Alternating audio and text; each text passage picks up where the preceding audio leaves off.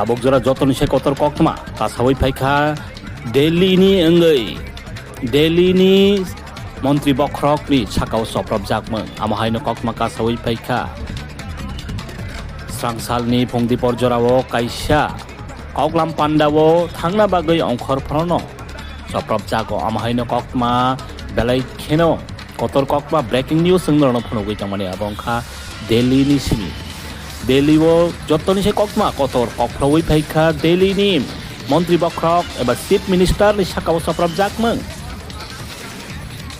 Chief minister ni sakao soprop jakmung te a soprop naino robo romjakha nei saiman jakha sangsalni phongdi porjorani patemung जी ने आपको बताया है माननीय मुख्यमंत्री जी ठीक है।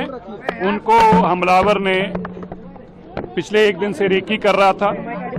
वो शालीमार बाग में रेखा गुप्ता जी के घर भी गया था। उसने वहां भी जाके सारी वीडियो बनाई।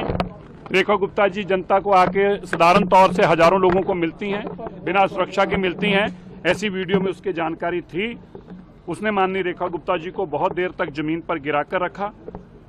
उसने हमला करने की उसकी जो मंशा थी वो बड़ी स्पष्ट है और ये बात भी स्पष्ट है कि वो केवल हमले के पर्पज से ही आया था। उसके हाथ में कोई जन सुनवाई का कागज भी नहीं था, उसके हाथ में कोई ऐसी दरख्वास्त भी नहीं थी।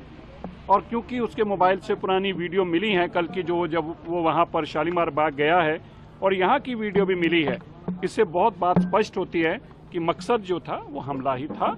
और रेखा गुप्ता जी ठीक हैं। जैसे अभी परवेज जी ने बताया, जन सुनवाई जारी रहेंगी, हर तरीके से पब्लिक को इंटरेक्शन उनकी जारी रहेगी और दिल्ली के काम किसी सूरत में ही नहीं रुकेंगी।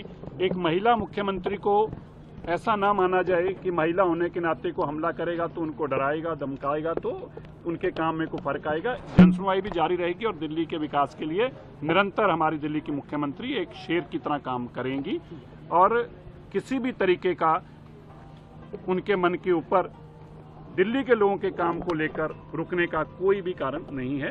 इसलिए बस हम ये बताना चाहते हैं।